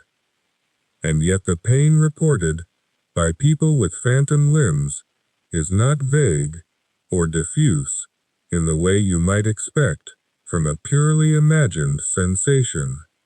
It is often described with startling specificity, a cramping in a phantom fist that feels exactly like the fist is clenched so tightly that the nails are digging into the phantom palm, a burning along a phantom shin, a phantom foot that feels twisted into a position it cannot be coaxed out of, because there is no actual foot to reposition. This level of detail forces a conclusion that is a little unsettling to sit with, which is that the brain contains and constantly maintains its own working map of the body, and that this map can persist, complete with the capacity to generate pain, even after the body part it represents has been removed. The pain, in these cases, isn't a message about tissue. It's a message about the map itself, and something has gone wrong within that map's own machinery, quite apart from anything happening at the site where the limb used to be. This body map is sometimes described using a term borrowed from the researchers who first charted it in detail, the homunculus, a rather comic Latin word meaning little person, used to describe the distorted figure you get if you draw a human body scaled according to how much cortical territory the brain devotes to sensation from each part. In this distorted figure, the hands and lips and face loom enormous, swollen with representation, while the back and the torso shrink to a narrow strip because the brain has allocated real estate according to how much fine-grained sensory information a body part typically needs to convey, not according to its actual physical size. The point of mentioning this odd little figure isn't the trivia of it, interesting as that is, but the underlying implication, which is that your felt sense of your own body is not a direct readout of your physical body at all. It's a constructed representation, built and maintained by neural tissue, and like any construction, it can be built with flaws, or it can persist even after the thing it represents has changed or vanished entirely. One especially elegant demonstration of just how much the felt location of pain depends on this internal map rather than on the body itself comes from work done decades later by the neuroscientist V. Ramachandran, who wondered whether he might be able to trick a phantom limb into believing it was no longer clenched, no longer cramped, no longer twisted, simply by giving the brain new visual evidence to work with. He built a simple device, really nothing more than a cardboard box with a mirror mounted upright inside it, and he had patients place their intact arm on one side of the mirror and their phantom, missing arm on the other, positioned so that the reflection of the intact arm appeared to occupy the space where the phantom arm would have been. When patients looked into the mirror and moved their real hand, opening a clenched fist, stretching out cramped fingers, many of them reported, to their own considerable surprise, that the phantom hand felt as though it was opening too, that the cramp was releasing, that a pain, which had resisted painkillers for years, responded to a simple trick of reflected light. This doesn't mean phantom limb pain is imaginary in any dismissive sense, or that mirrors are a cure for it in every case, because the results across patients and conditions have been mixed, and the mechanism is still debated among researchers. But it does mean that the pain was, in some meaningful way, downstream of the brain's visual and spatial model of the body, responsive to information that had nothing to do with tissue and everything to do with the story the brain was being told about where the limb was and what it was doing. If pain can be generated for a limb that isn't there, it should perhaps be less surprising, though it still tends to catch people off guard, that pain can also be generated in a place quite different from where the actual problem lies. This is called referred pain, and one of its most well-known examples involves the heart, whose distress during a heart attack is frequently felt not in the chest at all, or not only in the chest, but radiating into the left arm, the jaw, sometimes the back, in a pattern that has nothing to do with where the damaged heart tissue actually sits, and everything to do with the wiring of the nervous system. The explanation researchers favor involves the way sensory nerves from internal organs and sensory nerves from the skin can converge on the same relay stations in the spinal cord before continuing up toward the brain. The heart sends its distress signal up one of these shared pathways, and because the brain has vastly more practice interpreting signals from the arm and chest wall, which report skin sensations all day long, than it has interpreting signals from the heart, which normally sends nothing at all worth noticing, the brain appears to default to its more familiar interpretation. It attributes the pain to the arm because that's the location its wiring more habitually assigns to that particular relay station, even though the arm itself is entirely uninvolved. Referred pain shows up in smaller, less dramatic forms too. A problem in the diaphragm, sometimes felt as an ache in the shoulder tip. A kidney stone, sometimes felt as pain sweeping from the back around toward the groin, following the path of a nerve rather than the path of the actual obstruction. In every one of these cases, the sensation is genuine, the underlying problem is real and sometimes urgent, but the felt location is, in a sense, a best guess, an inference the nervous system makes based on shared circuitry rather than a precise readout of exactly where the damage sits. This is worth sitting with for a moment, because it means that even in the most ordinary cases, without any missing limb involved, the place where you feel a pain is not a simple fact reported by injured tissue. It's a conclusion, drawn by a nervous system doing its best with imperfect and overlapping information, and like any conclusion drawn under uncertainty, it can occasionally point you somewhere the true trouble never was. If a nervous system can guess wrong about where a pain is coming from, it should come as no surprise that different nervous systems, shaped by different genes, different histories, different bodies moving through different lives, can guess quite differently about how much a given injury ought to hurt in the first place. This is one of the more disorienting things about pain, once you sit with it long enough. Two people can suffer what looks, from the outside, like an identical injury, a twisted ankle on the same stretch of gravel, a needle in the same fold of skin, and walk away with genuinely different experiences, not because one of them is exaggerating and the other is stoic, but because the systems doing the interpreting were never built to be identical in the first place.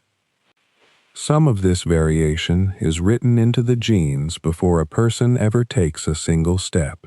Researchers have found families carrying rare mutations in genes that control sodium channels, the tiny gates in nerve cell membranes that let an electrical signal fire, and depending on which mutation a person happens to inherit, those channels can end up locked either too open or too closed. In one direction, this produces a condition in which ordinary sensations, warm bath water, a firm handshake, register as burning agony because the pain-signaling nerves fire far too easily.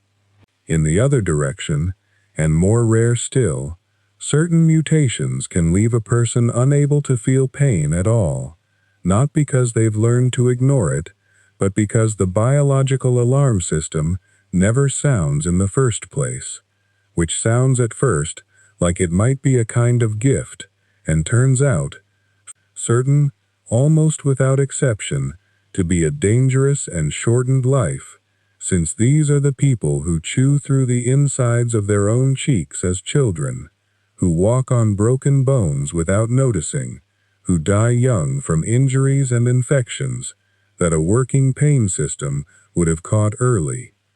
These extreme cases are rare, but they make a quieter point about everyone else, which is that the ordinary range of how sensitive people are to pain, the fact that your neighbor seems to shrug off a stubbed toe that would leave you gasping, likely reflects smaller, more common variations in these same kinds of genes, variations that nudge sensitivity up or down without pushing anyone into the extremes. Development adds another layer on top of genetics, because a nervous system is not a fixed thing handed out fully formed at birth. It is something that gets shaped, quite literally wired, by the experiences a person has, especially early on. Researchers who study infants who underwent painful medical procedures in their first days of life, before pain relief for newborns was standard practice, which is itself a startling piece of medical history worth sitting with for a moment, since for a long stretch of the 20th century, it was genuinely believed that newborns couldn't feel pain in any meaningful way, or that their nervous systems were too immature to register or remember it, and so certain surgeries were performed on infants with minimal anesthesia. It later became clear that not only do infants feel pain, but early painful experience can measurably alter how the nervous system responds to pain years later, making a person more sensitive to subsequent injuries in the same region of the body. The nervous system, in other words, takes notes. It is being calibrated by what happens to it, particularly early, and that calibration leaves a lasting signature. Sleep itself, fittingly, for a narration meant to accompany it, plays a direct and well-documented role in how pain is experienced, not just as background stress, but through fairly specific mechanisms. People who are sleep-deprived show lowered pain thresholds in laboratory testing, meaning it takes less to make them report something as painful, and the relationship runs in both directions, since chronic pain, in turn, makes sleep harder to come by, creating a loop that clinicians see constantly in people with long-term pain conditions, where poor sleep worsens the pain and the pain further disrupts the sleep. Mood works similarly. Anxiety and depression are consistently associated with heightened pain sensitivity, not because sad or anxious people are imagining more pain than exists, but because the same brain circuits involved in processing threat and emotional distress overlap substantially with the circuits involved in processing pain, so a nervous system already primed for alarm tends to interpret ambiguous signals more urgently across the board. Past experience shapes present pain in ways that go beyond the early life wiring already mentioned. A person who has had a genuinely terrifying experience with dental work as a child often finds that even a routine cleaning as an adult produces more discomfort than it would in someone without that history, and this isn't a failure of willpower, it's closer to how a smoke detector that has once caught a real fire tends to trip more readily afterward, even at the faintest hint of smoke. Expectation itself measurably changes the felt intensity of pain, which researchers have shown fairly directly, telling volunteers that an upcoming stimulus will be intense, even when it is not actually made more intense, and finding that the anticipation alone shifts both the reported pain and the underlying brain activity. Then there is culture and language, both of which shape pain in ways that are easy to underestimate. Anthropologists and pain researchers have documented enormous variation across cultures in how much distress is openly expressed during comparable medical events, from childbirth to surgical recovery, variation that isn't simply about different levels of underlying pain, but about different norms for what expressing pain is supposed to look like. Whether stoicism is prized or open lament is expected, whether pain is something to be borne privately or witnessed by a community. Language matters too, in a fairly concrete way, since the words a language offers for describing bodily sensation shape what a person is able to communicate, and, some researchers argue, even what they're able to notice. English speakers tend to describe pain along a fairly narrow set of dimensions: sharp, dull, burning, throbbing, but other languages carve up bodily sensation quite differently, with words that don't translate cleanly, distinguishing kinds of ache or discomfort that English simply lumps together, or vice versa. None of this means pain is merely a language game.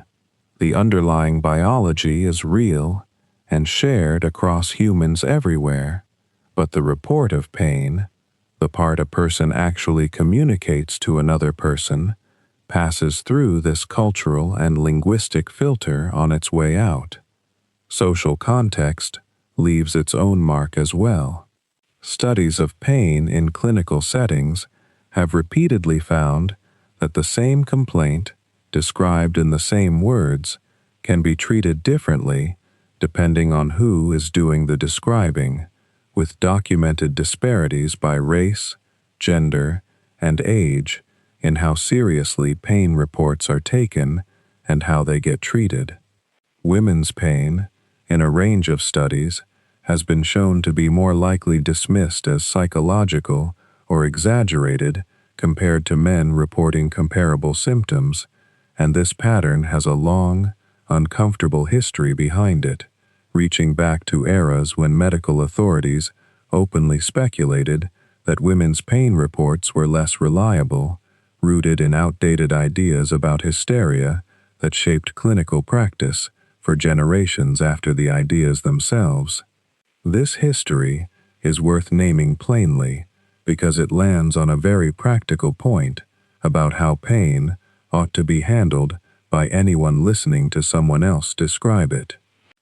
Given all this variation, in genes, in development, in sleep and mood, in memory, in culture and language, and the social position a person occupies while describing their own body, it becomes clearer why something as apparently simple as a pain rating scale, asking a person to rate their pain from 0 to 10, turns out to be a much blunter instrument than it looks.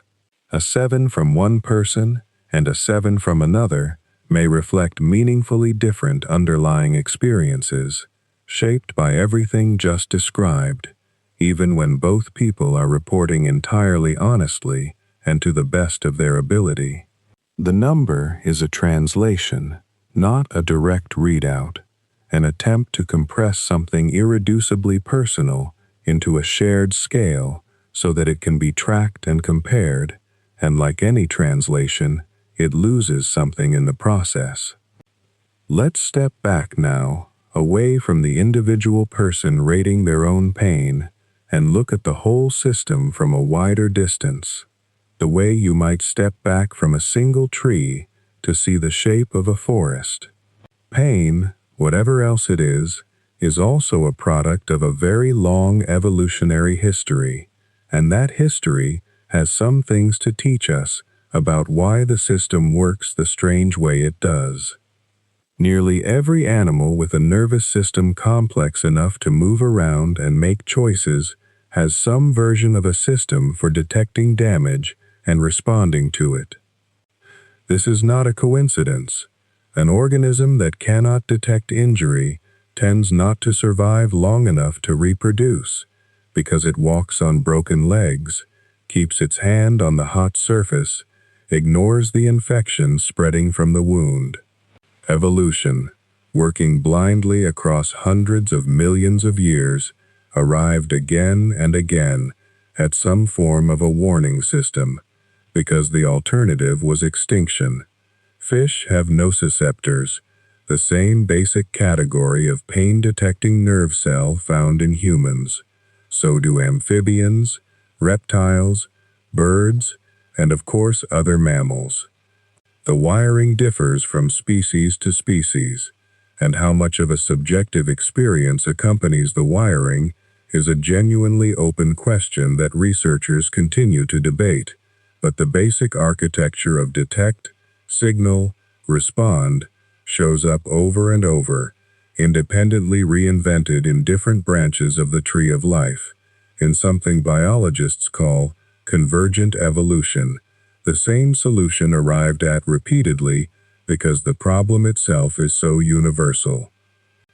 This raises an uncomfortable question that scientists have wrestled with for a long time, particularly regarding animals whose nervous systems look quite different from a mammal's, creatures like octopuses, crabs, or insects.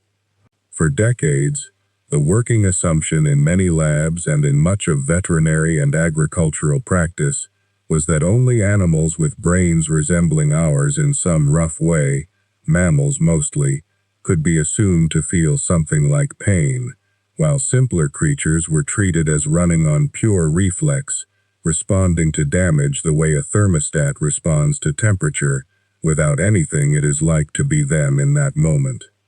That assumption has been eroding. Octopuses, whose nervous system architecture is so different from a vertebrate's that evolutionary biologists sometimes call them the closest thing on Earth to an alien intelligence, have been shown in careful experiments to avoid places associated with an injury even after the immediate physical sensation would have faded, and to actively choose environments offering relief from an irritant, behavior that looks less like a fixed reflex and more like a preference formed around an unpleasant memory. Crustaceans, once assumed by many researchers to lack the neural complexity for anything resembling pain, have shown similar patterns in studies designed to distinguish a simple withdrawal reflex from something that persists and shapes later choices. None of this settles the deeper philosophical question of what, if anything, it feels like to be a crab, a question that may not be answerable with the tools science currently has, but the behavioral evidence has been enough to shift regulations in a number of countries, with some governments extending certain animal welfare protections to cephalopods and decapod crustaceans, specifically because the old assumption of simple reflex no longer looked scientifically solid. Human history has its own long, difficult relationship with the problem of unwanted pain, most visible in the story of anesthesia, which is really the story of one species finally getting somewhat good at deliberately shutting its own warning system off. For most of human history, surgery meant restraint, not relief. Patients were held down by assistants, given whiskey or opium if they were fortunate, and operated on while fully conscious, with speed prized above nearly everything else in a surgeon's technique, because a faster amputation meant less time spent screaming on the table. This changed with startling speed in the middle of the 19th century. In 1846, a dentist named William Morton demonstrated ether anesthesia publicly at Massachusetts General Hospital, in a surgical theater still known today as the Ether Dome, and within a matter of months, the news had traveled across the Atlantic, and surgeons in London and Paris were adopting the technique. It is hard to overstate how quickly the culture of medicine reoriented around this discovery. Surgery before anesthesia was necessarily fast and brutal by design. Surgery after anesthesia could slow down, become careful, exploratory, ambitious in ways it never could have been, while a conscious patient lay on the table.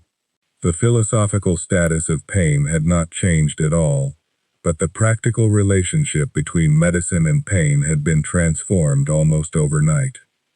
What anesthesia actually does, at a mechanistic level, turns out to still hold some genuine mystery, which surprises most people who assume something used on hundreds of millions of patients must be thoroughly understood, down to the last detail.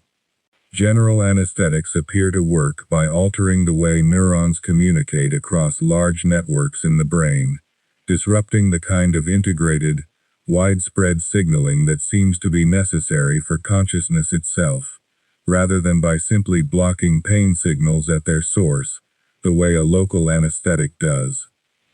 This is part of why general anesthesia and local anesthesia are really quite different phenomena, wearing a similar name.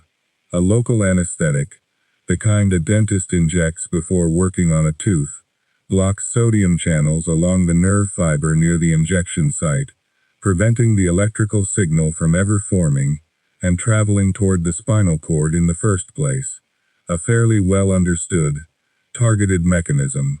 General anesthesia, by contrast, seems to work by nudging the entire brain into a different mode of operating, suppressing the kind of large-scale, cross-region communication that many researchers now believe consciousness depends on, though the precise details of how various anesthetic drugs accomplish this, and why so many chemically unrelated compounds all seem to produce a similar effect, remains an active area of research rather than settled textbook fact.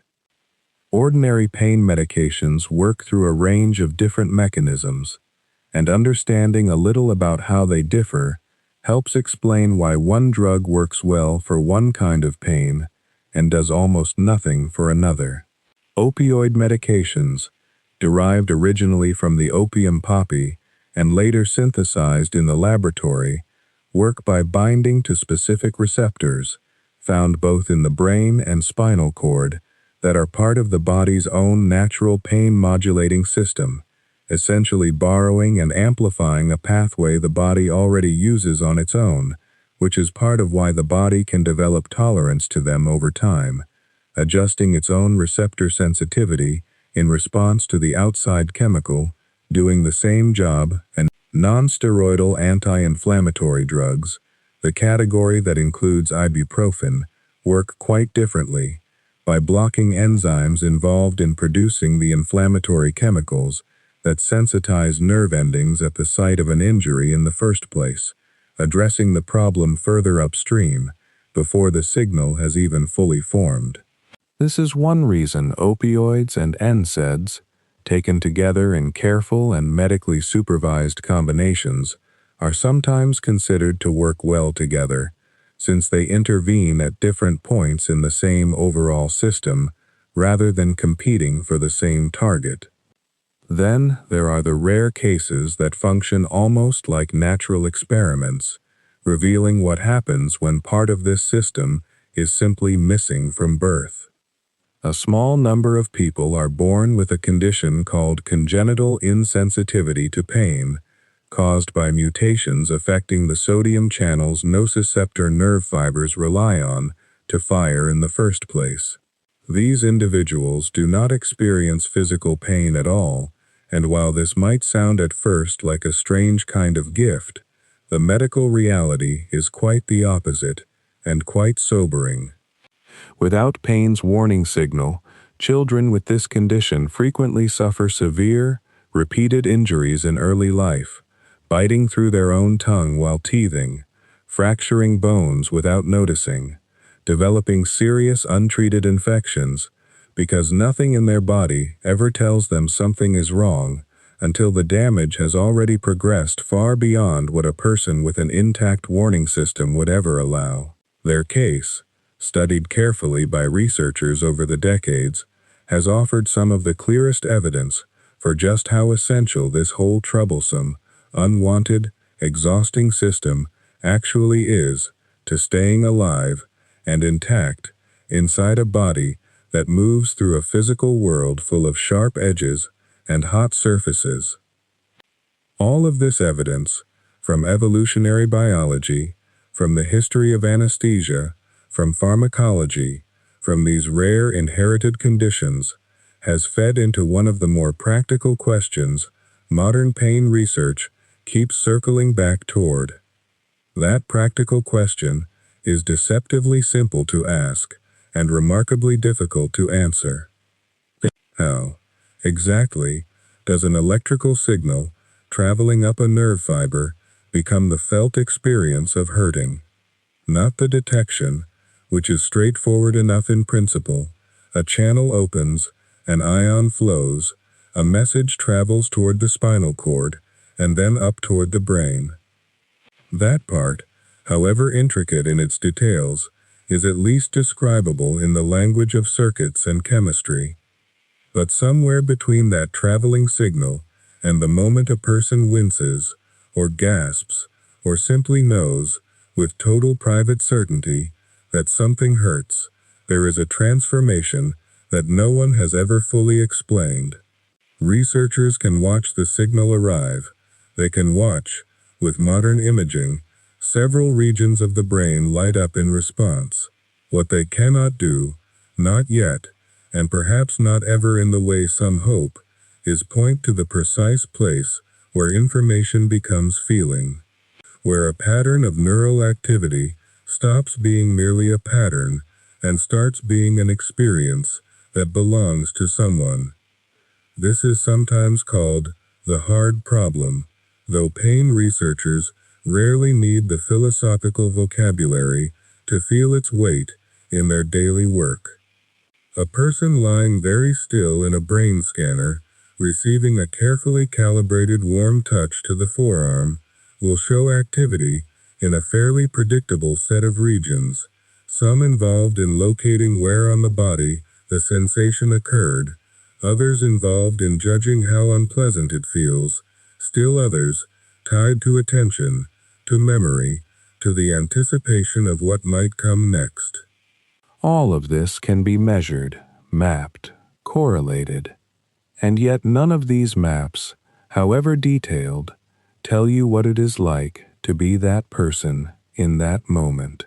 The gap between the measurement and the experience does not close, no matter how fine the resolution of the scanner becomes. It is a little like trying to understand what a song sounds like by studying nothing but its waveform, the peaks and troughs plotted precisely on a screen. The waveform is real. It corresponds faithfully to the sound, but it is not the sound, not in the way your ear and your listening mind take it in. This gap is part of why the same physical stimulus can feel so different across different people, and even across different moments in the same person's life. Two people touch the same hot stove, at what is, by any measurement a physicist could take, an identical temperature. One yelps and pulls back instantly. The other, in the middle of an argument, distracted, perhaps a little frightened by something else entirely, barely notices for a full second longer. The signal traveling up each of their arms may be nearly indistinguishable.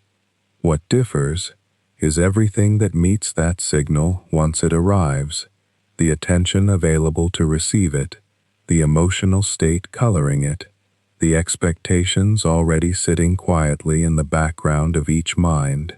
Researchers studying attention and pain have found, again and again, that where a person's focus rests changes how intensely a given sensation registers, not because the sensation itself changes, but because something further along in the processing chain amplifies or dampens what gets through.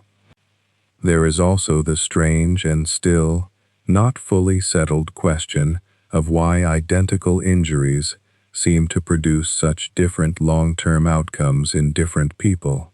Two patients undergo the same surgical procedure, performed by the same skilled hands, with anesthesia, managed with the same careful attention. Months later, one has recovered fully, remembering the discomfort only as a faint and unremarkable memory. The other still experiences pain in the area, sometimes sharp, sometimes a dull, persistent ache, long after any tissue damage should have fully healed. Researchers have proposed a tangle of possible explanations: genetic differences affecting how readily nerve pathways become sensitized, differences in prior life experience with pain, differences in anxiety and expectation going into the surgery, differences in the immediate post-operative environment, and how well the early pain was controlled. But no single explanation accounts for the full pattern, and most researchers in this field are now fairly comfortable saying, openly, that this remains one of the genuinely unresolved puzzles in their work. It is a rare kind of honesty in a scientific field, admitting that a question this important, one that shapes real suffering in real hospital rooms, still does not have a complete answer. And then there is the deeper question underneath all of this, the one that makes pain such a peculiar subject for science to study in the first place. Pain is, almost by definition, a private experience. No instrument yet devised can reach directly into another person's mind and retrieve the raw feeling itself.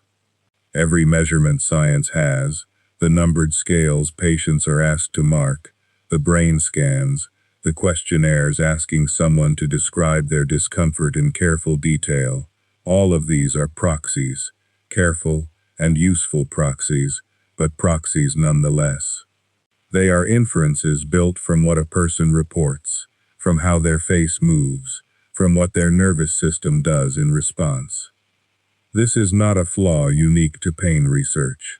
Much of psychology and neuroscience faces some version of the same difficulty, studying subjective experience using only objective, third-person tools. But pain makes the difficulty especially vivid, because everyone listening to a description of someone else's pain already knows, from their own life, that the words never quite capture the thing itself. Try for a moment to describe the particular ache of a stubbed toe to someone who has never stubbed one. The words arrive, sharp, throbbing, hot, but something essential slips through every attempt at translation. Perhaps this is why pain has always occupied such a strange place in human history, studied by physicians and philosophers alike, and yet never fully claimed by either. Ancient healers treated it as a physical event to be managed with herbs and heat and careful positioning of the body.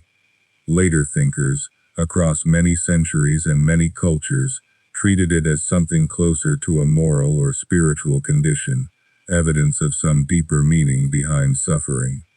Modern science, for its part, has tried to hold both threads at once, treating pain as a biological process worth mapping in exquisite detail, while also acknowledging, more and more openly as the decades pass, that biology alone has never fully explained why the same signal, arriving in two different minds, or even the same mind on two different nights, can feel like two entirely different things.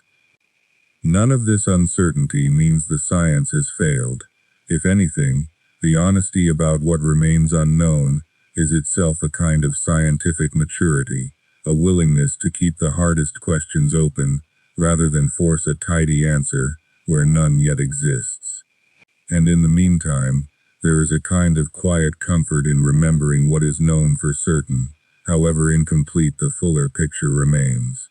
Right now, in this very moment, your body is running its old and patient monitoring system exactly as it was built to. Nerve endings scattered through your skin, your joints, your muscles, are simply listening, most of them reporting nothing at all, because there is nothing that currently needs reporting. Your spinal cord, that first quiet gatekeeper, is letting the ordinary sensations of lying still pass through largely unremarked. And your brain, settling now towards sleep, is doing what it has always done in the background of every ordinary evening of your life, keeping a soft, low, mostly unnoticed watch over the whole system, ready to respond if something changes, content to stay quiet if nothing does. There is no injury tonight demanding attention. No signal climbing urgently upward, only the calm, redundant, overlapping machinery of protection, doing its slow and patient work exactly as it was shaped to do across a very long evolutionary history, mostly without your notice, mostly without needing your notice, simply keeping watch so that you do not have to. Let that quiet watching be enough for tonight. Let the questions that remain unanswered stay gently unanswered, resting there in the dark alongside you, in no hurry to be solved before morning. Rest well.